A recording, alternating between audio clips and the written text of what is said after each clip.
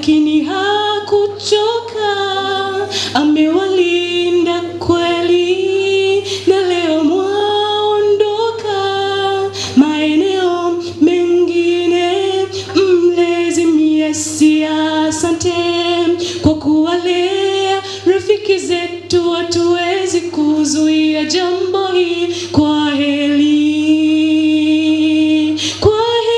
kwa heri wenzetu, tutaonana baadaye kama Mungu akipendezwa, tutaonana sehemu nyingine, maana dunia yetu ni mzunguko. Kwa heri wenzetu, tutaonana baadaye kama Mungu akipendezwa, tutaonana